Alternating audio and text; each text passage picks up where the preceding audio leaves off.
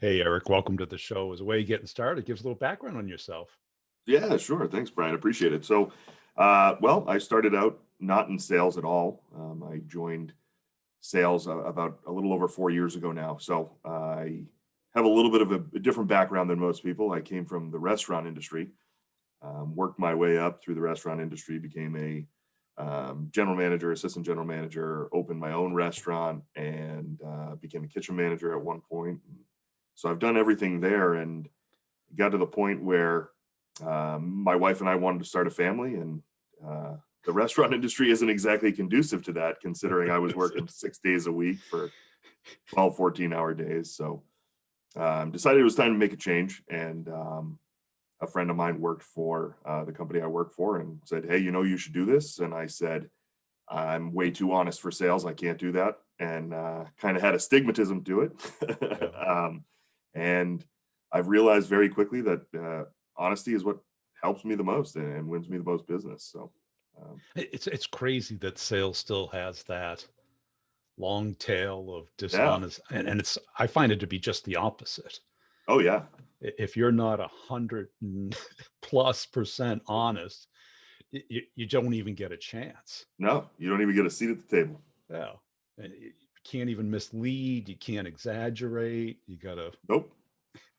No. So, yeah, I started about 4 years ago, for a little over 4 years ago now, and have worked my way up within the company since then. So now I handle the major accounts for um, the Northeast in New Hampshire and Vermont. So But the restaurant business is a great training ground, isn't it? it very much was. A lot of people, when I started, they were like, "Oh, you came from the restaurant industry. That's interesting. How'd you get into sales?" And realistically, I mean, the restaurant industry, the biggest thing is communication. You need Yes. to be able to communicate with the guests, with the employees, and everything. And if you're not listening and you're not communicating with them, then realistically, you're not going to be a great manager for a restaurant, or you're not going to be a great leader there. So Right. it's one of those where we had to use those skills and turn it into this. So it was great. Right, because you're trying to solve a problem before it becomes a problem.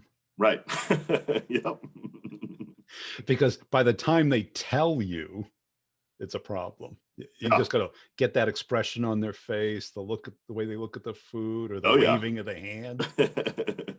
Yep. Head's constantly on a swivel. So not only are you trying to make sure that everything's running smoothly, but you're also checking in and doing a visual check of everything around you. So Plus, it has a lot of like the herding cats kind of day yes, to it it, right? does.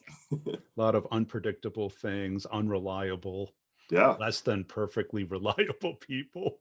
absolutely. 100%. Yeah. And people might make reservations, but they rarely show up on time. And, Yep. they got twice as many people or half as many people. And Yeah. And they want to be seated right away, and yeah. half the party's there and the other half doesn't show up for another hour, and yeah. And But you roll with it. what was that first year like?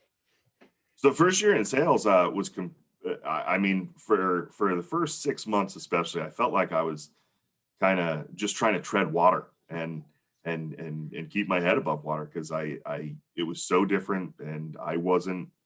I mean, I didn't exactly know what to expect or what to think going into it, and I had my, like we talked about, this vision as to what it was, and quickly realized. I mean, I had great mentors and great people working around me that really kind of opened my eyes to it and helped me through it. And I came in as a blank slate, and I told our corporate trainer, "Look, whatever you say is what I'm going to try and do, because I don't have anything else. I haven't created any bad habits. I don't have any um, different experience with it. So I'm just going to try and use exactly what you said and move forward." And um, I had some success right out of the gate, just listening to what other people told me, and how they had successes and stuff like that. So I've been able to.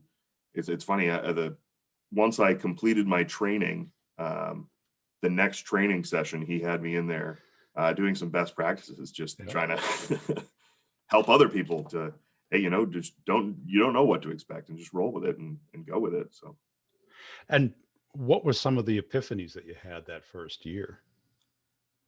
so one of the things that I focus on, and I say this day in and day out. And now I have people that work on a team with me, and I'm their team leader and stuff like that. And one of the things I always said going into it was, if it's not growing, it's dead. And I constantly am trying to learn and better myself. And so I took a lot of that on myself, and outside of even the training and everything else, I was constantly trying to learn and better myself and find different things. So one of the things that stuck out was something I read that said, people love to buy, but hate to be sold. Right. And, it kind of rang true to me. And once I stopped and thought about it a little bit. I said, yeah, you're right. If I'm going to create these genuine relationships, and this is what I did in the restaurant industry myself, was creating regulars that would come in to see me. I want to create that same environment with my clients. And so it was kind of a change of thought. I don't have customers. I don't have, they're my clients. I work with them, and I help them through the process. I don't want to sell them something because I need to hit a number. I want to do what's right by them and help them grow. So. But you're in a pretty competitive space. Oh yeah. Yes. Very competitive. And it is what it is. That what we do is, we're not the cheapest, and we're not going to be. And it's definitely a difficult situation, but building these relationships is what gets me a seat at the table. And then I can talk them through it and say, look, do you want to buy a Cadillac or a Fiat? It's up to you.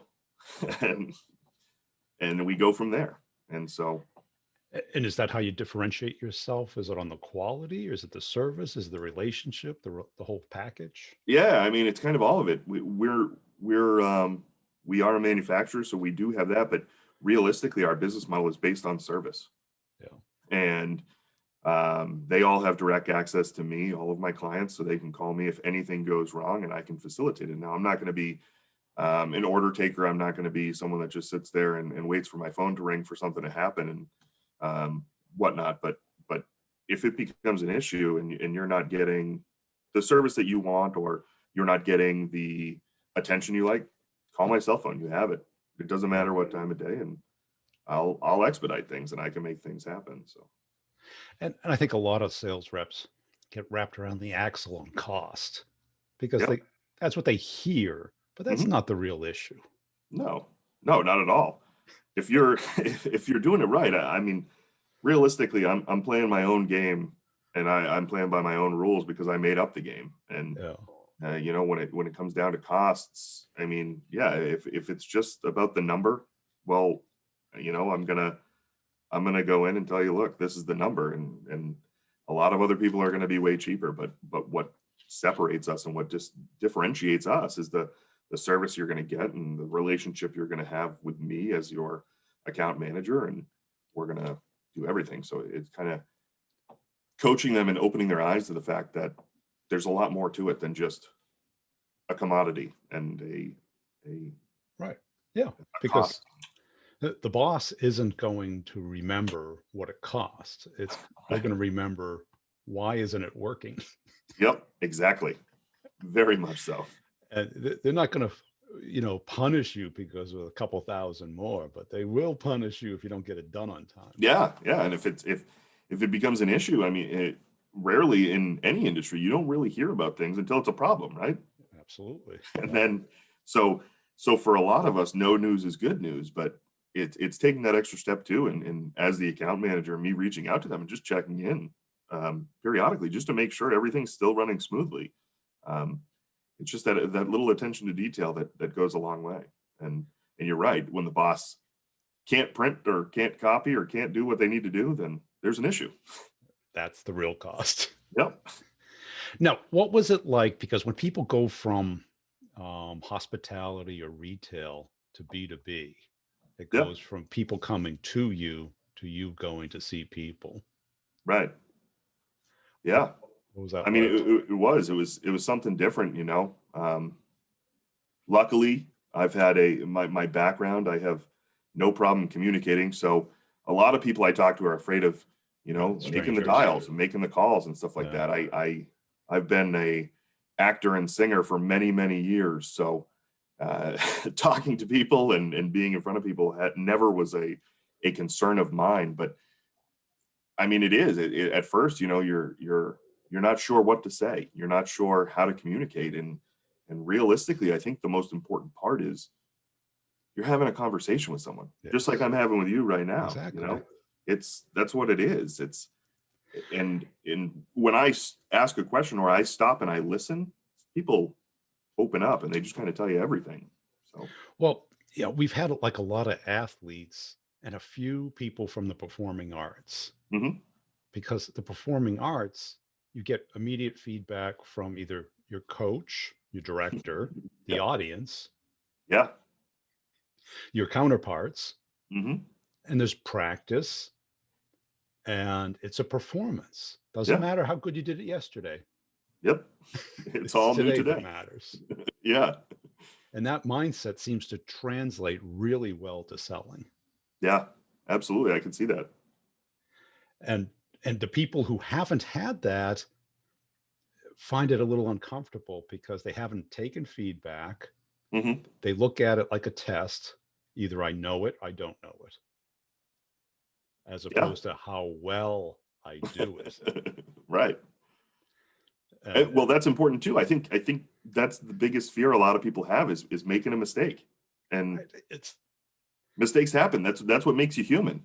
you know, You know, um, if you didn't make mistakes, especially on calls with people. I mean, I've tripped over words. I've said things that I was like, what did I just say? And I'll openly admit that on the phone with them. I don't know. Sorry about that. I just stumbled over my words, and they realize, hey, he's trying his best here too. He's having a conversation with us, and he is a human being, and mistakes happen. So and I think people don't like to be pushed, but they do like to converse. yeah, yep, absolutely, And they like to talk about themselves more than anyone else. for sure. Go figure. Yeah, And if you can build that, people call it a gift of gab. It's a gift of listening that's and exactly what it kind of is. pulling it out of the other person and teasing it out of them. Yeah. Well, that was one of the biggest things was going through this was the let them speak. Stop what you're saying and don't immediately pick up the conversation. Pause and make it a little uncomfortable because you're trying to get you're trying to talk to them. You don't want to just have a one-sided conversation. So, Yeah, because people are too often, what do I exactly say? right. And it's okay. It's more like ask, and how to have a pregnant pause that Yeah. causes a little discomfort that pushes them to say something. Yeah, absolutely. Because a lot of the people you're probably contacting aren't in active pain. Yep. Exactly. The active ones would call you. Right. So Yep. you're not going to find luck. You might have luck and find a problem, but most likely they're like even keeled to Yeah. happy. Who knows? Yeah. And that's just it. I mean, some of the things that I've done and successes I've had have been from a conversation that started 3 years prior. Yeah. And, occasionally just checking in and talking to them. And then it comes to the point, hey, it's time for us to do something here. And, you've been consistently nice and respectful this entire time. So I'm going to give you the opportunity. And, Yeah. sometimes it's not just a quick sale. It's you Right. gotta put the time in and you gotta build the relationship. It's just like anything else. Because you're in a space that probably has contracts, Oh yeah. so that even if they hate them and love you, there's the timing's not right. Yep, exactly. Yeah. And what has kept you in this space? Because it's a hard space. Yeah, absolutely. I like I said, starting out in sales in this organization, I built a lot of great relationships and I've had some great success with it. And um, with that comes the not just the relationships I've had with my clients, but the relationships I build within the organization. And the realistically, it boils down to the respect I get from even the higher ups and stuff like that. I'm treated with respect and I'm treated like someone that is an actual contributor to the company, that there's value there. Now, I've seen other people come and go, and I've seen other people have reached out to me and tried to take me away and promise me this and that and the next thing. And, you know, it's one of those where I get a lot of freedoms because I have built these relationships, and the loyalty that I have to the company it far exceeds what somebody else could offer me. It's really a family atmosphere, and which is crazy because we are now a major corporation. And Right. I've seen quite a bit of change happen, and it's one of those where just that individual touch is still nice, and we have local decision making. And if I need something, I can walk down the hall and talk to my president, and my manager sits in the office next to me. So it's pretty spectacular. And so I'm sure you've, like you said, seen people come and go. Yep. Have you built a sense of when it's not a match? Yeah. I mean, you can see it, you can feel it. I mean, you have to be self-motivated. You have to push yourself. And a lot of times you see people coming in that, you know, if they have so much more freedom of outside sales where, you know, you're going out in the field and stuff like that. And if they lose focus of, I'm doing a job right now, and they decide, you know, it's time to skip out early, I'm going to take an extra long lunch, I'm going to hit the links on the golf course. And, you know, it's one of those where you really need that self-motivation. And if you don't have the drive, it's not going to be right. And how about that resilience, being Oh, able yeah. to, Yeah. I mean, that's the thing. A lot of people don't like being told no. right. Plain and simple. And it happens a lot. I mean, they say it's the rule of threes, you know, is what we hear about all the time, that you'll win one, you'll lose one, and another one will push. And you just got to be willing to ride the wave and take advantage when you can, and continue the course, you know. But that resilience is key. I mean, a lot of times people get discouraged because it takes time to build this.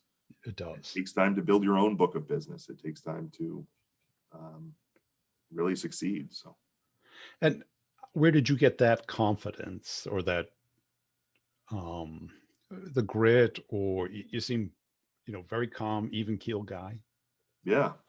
Well, I appreciate that. That's what I strive to be. right? What was it, the acting and the music, or I don't know. I mean, it's always been ingrained in me. My father, he definitely pushed me when I was younger, and made me realize the benefits of hard work. You know, he didn't go to college, but he made something of himself, and he started working for an engineering firm and stuff like that. And the time frame was a little different back then. I mean, you didn't necessarily have to go to college to do all of these things, but he taught me with hard work that it pays off, and you can make something of it. And I have applied that with everything I do. So, and he let you get away with a theater degree? right. Yeah. Well, I don't know that he was too keen on it, but he knew that was kind of the direction I was going. He passed away the year before I went to college. So, so I don't know that he probably hadn't said to me yet, like, you really going to college for that? And, but yeah, I mean, as soon as I got out to New York, which is where I went to college, I thought about it, and knowing that my dad had passed away, and it was always a goal of his to open his own bar and restaurant. And I said, you know what, like, I want to do that for him. And so I worked as a bartender while going to college, and became a manager for a bar in New York, and just kind of worked my way through it. And then it was something like, I can do this. I can really put my foot down or dig my heels in and do it, you know. And was that in the city? yeah, in New York City. So that alone is a pretty uh, resilient based Yeah. event. Oh yeah.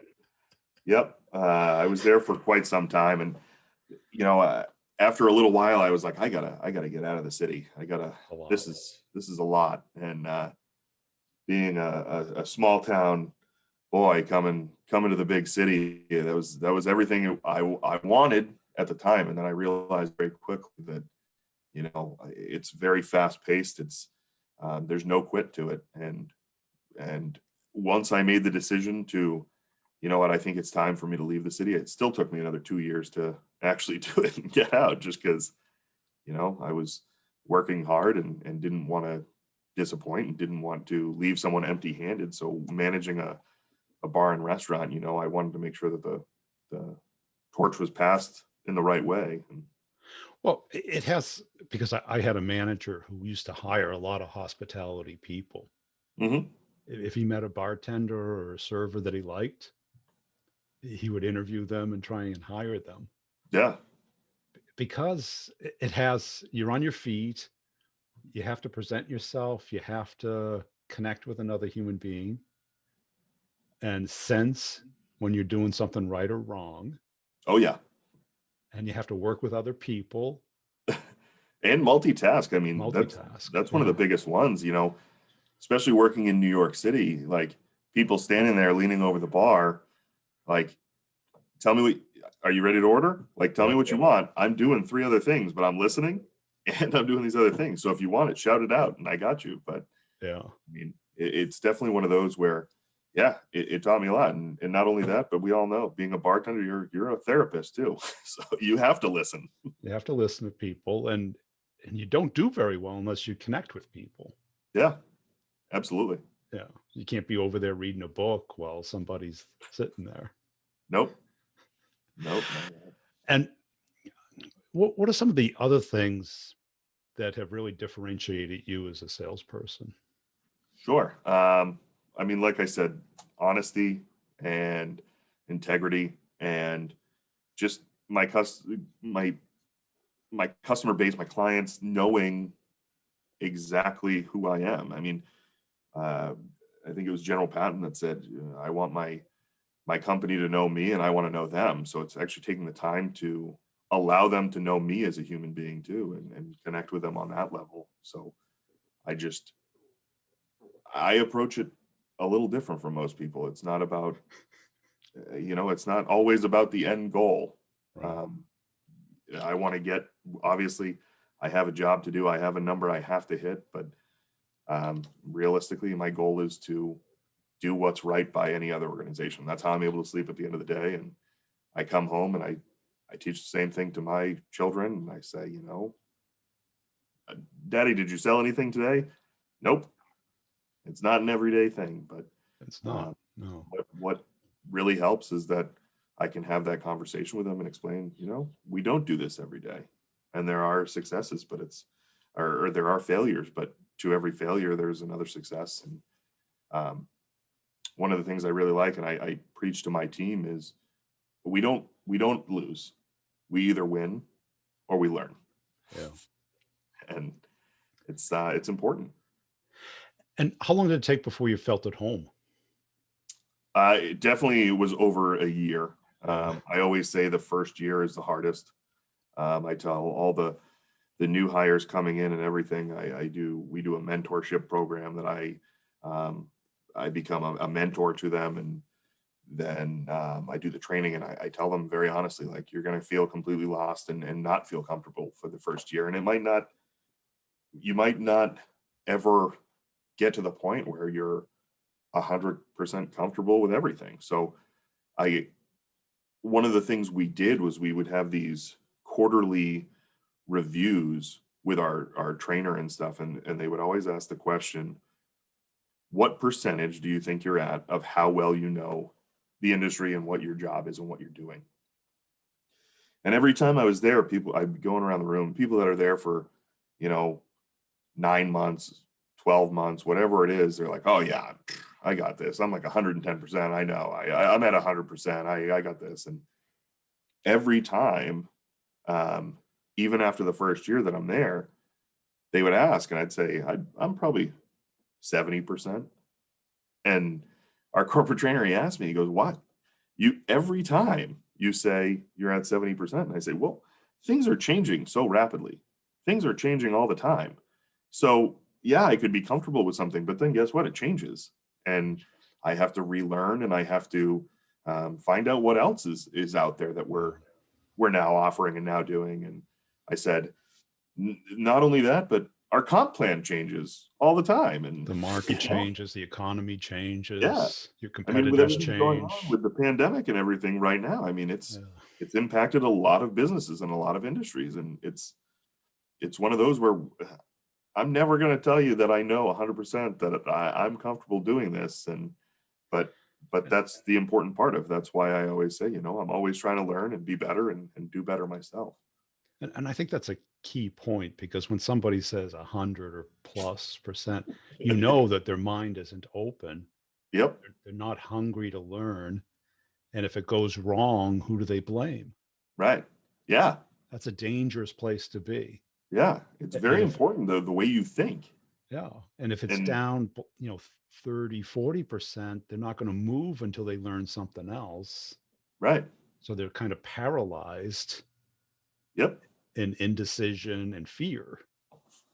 So I Yeah. think your point about 70, 80% keeps your mind open, but comfortable enough that you're not going to get in your own way. Right. Yeah. No, that's exactly it. And I think too that, it's the power of positive thinking, keeping an open mind to it. I mean, so many times we can get wrapped up and sit here and say, I was late to work. I was late to this reservation. I was late to that. Well, why? What happened? Right. Um, or I got in a car accident and it's the other person's fault. And it's like, well, think about it. Like, They were at that stoplight. yeah, They got in my way. yeah, like could I take ownership of it? Could I, before I left, if I took the full 2 minutes to brush my teeth, guess what? That car wouldn't have been there, you know? Yeah. And it's just one of those where, take some ownership on your own and realize that there's actions and decisions that you've made that have gotten you to that point.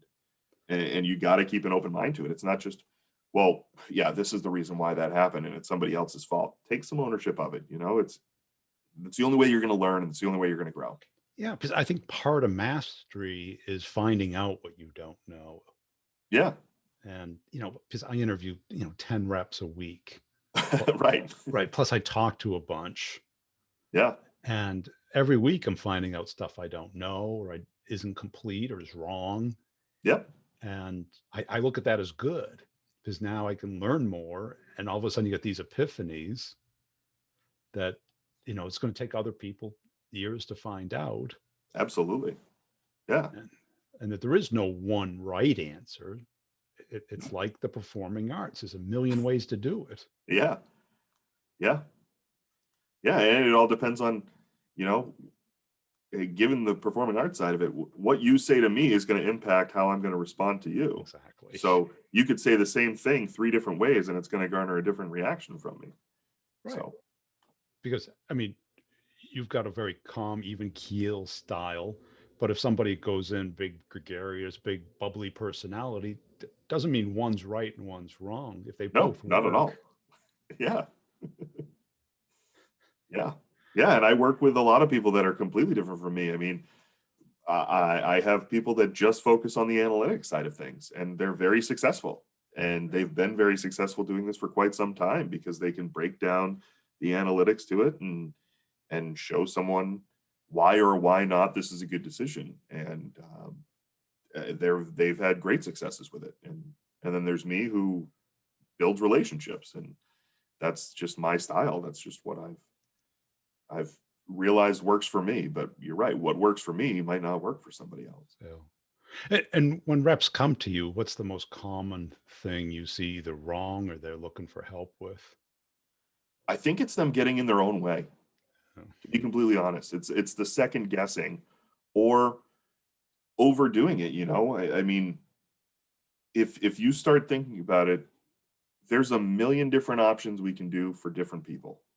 And when someone comes to you or you start this relationship and talking to a client, and trying to figure out the next steps, you don't want to give them too many options, which then start conversation or questions, and you go further down, and then it's okay, well, these are the original, I gave you these 3 options, now we're at 7 options, now we're at 10 options because of different things you've said. And it's really letting the coworkers I have, talking to them, saying, look, just, you're the expert on this, right? You're the one that knows what is the right decision for that customer or that client. Give them that option. You're the one that, this is what my recommendation is. Yeah. Give them the recommendation that you actually think is the best fit. And they might say, well, that doesn't fit into the budget. That's not where, that's more than what we were. Okay. And I understand that, but listening to you and understanding your business and understanding what your needs are, this is my recommendation. And you win some and you lose some, and you will lose some, and it happens. And are you in a leadership role now, or are you individual? Yeah, so we do things a little different. I have I'm a team captain, so I have 3 other people that work alongside me on my team. So when they need support, they need help, they need someone to go with them or something, or just a different outlook on things, they're able to come to me, because our manager's running a team of 2.5 states, so he's pulled in many different directions. So yeah, I'm the team leader on that side of things. And how do you like the leadership part versus the execution part? For a long time, when I first started in sales, I said, the leadership side of it is what I've done my whole life. That's what I want to do. I want to get into the leadership side of it. And it's still a passion of mine. It's still a passion because I enjoy helping others. I enjoy passing on my knowledge to it. And I was part of like our Future Leaders program and stuff, which was absolutely amazing. And one of the first things they asked us was, what makes a leader? And, everyone kind of went in and gave a definition of a leader. And I was like, well, I'm going to take it a little bit differently. It's not what's the definition of a leader, but what defines a leader. And what defines the leader is the people that are working there. So if they don't have respect for you, the trust in you, the admiration and the compassion from you, you're not a leader at all. Right. And so that's kind of how I take things as a team leader. I'm there to help with whatever you need. And if it comes down to it, you want another outlook, a different eyes on things, I'm happy to help, and we can do that. So I do still enjoy the leadership side of things, but I think I'm enjoying where I'm at. I love my clients, and I don't want to lose them either, because I have great relationships. Sure. Cool. Hey, appreciate your time today. Where can people go to connect and follow you? LinkedIn. I'm on LinkedIn. Feel free to follow me there. And yeah, I mean, I really appreciate the opportunity of being on this podcast. And if ever anything comes up, feel free to reach out. I know I do a lot of different things, so if you reach out, I might reach out via Vidyard or Vimeo or whatever it is, just to shoot you back a nice little virtual email and whatnot. So yeah, appreciate it.